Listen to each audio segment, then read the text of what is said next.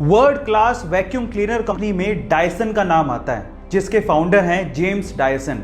लेकिन सक्सेस रातों रात नहीं मिलती।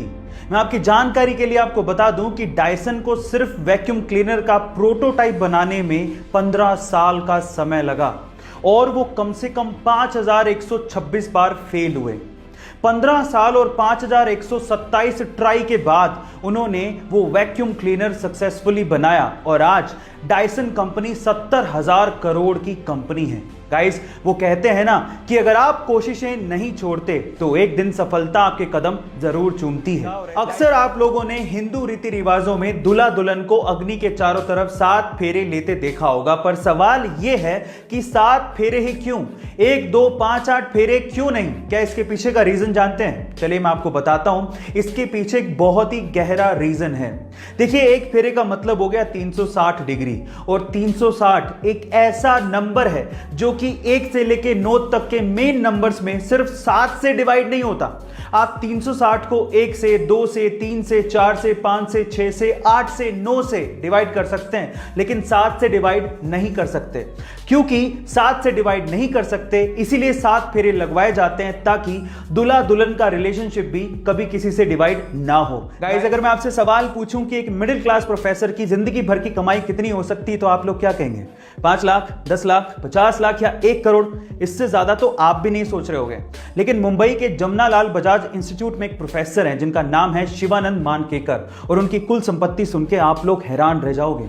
उनकी कुल संपत्ति है 1000 करोड़। जी हां गाइस, और ये 1000 करोड़ की संपत्ति उन्होंने बनाई है अपनी थोड़ी सी सैलरी को सूझबूझ से इन्वेस्ट करके। शेयर मार्केट में मल्टी बैगर शेयर को चूज करने में ये एक्सपर्ट हैं, और इसी वजह से उन्हें जीनियस स्टॉक पिकर कहा जाता है। और किसी मिडिल क्लास आदमी के लिए ये किसी इंस्पिरेशन से कम नहीं है। अक्सर लोग ऐसा कहते हैं कि औरतों को समझना मुश्किल ही नहीं, नामुमकिन है। पर ऐसा क्यों कहा जाता है, क्या आप जानते हैं? चलिए आज मैं आपको बताता हूं। सबसे पहले तो वो औरतें ही होती हैं जो कि पैसा बचाने में सबसे ज्यादा विश्वास रखती हैं। वो विश्वास तो रखती हैं, लेकिन जब कपड़े खरीदने की बारी आएगी ना, तो वो सबसे ज्यादा महंगे कपड़े खरीदेंगी। सबसे ज्यादा महंगे कपड़े खरीदने के बावजूद भी अगर कोई त्योहार आएगा तो वो यही कहेंगे कि मेरे पास तो पहनने के लिए कपड़े ही नहीं है। ऐसा कहने के बावजूद भी वही औरतें सबसे ज्यादा सज धज के बाहर निकलती हैं। सच धज के बाहर निकलने के बावजूद भी उनको खुद पे सेल्फ सेटिस्फेक्शन नहीं होता कि मैं अच्छी लग रही हूं कि नहीं लग रही हूं। उसके बावजूद भी वो आदमियों से ये एक्सपेक्ट करती हैं कि वो उनकी तारीफ करें, और जब आदमी तारीफ कर दे तो वो उन्हें झूठी लगती है। गाइस, इसीलिए कहा जाता है कि औरतों को समझना मुश्किल ही नहीं, नामुमकिन है। Miss world, miss universe, mister handsome जैसे खूबसूरती को परखने वाले कॉम्पिटिशन्स के बारे में आपने जरूर सुना होगा। कुछ ऐसे कॉम्पिटिशन्स जानवरों में भी होते हैं, जैसे कि क्यूट डॉग, क्यूट कैट। देखिए, खूबसूरती तक तो ठीक था, लेकिन क्या आपने कोई बदसूरती को परखने वाला कंपटीशन का नाम सुना है?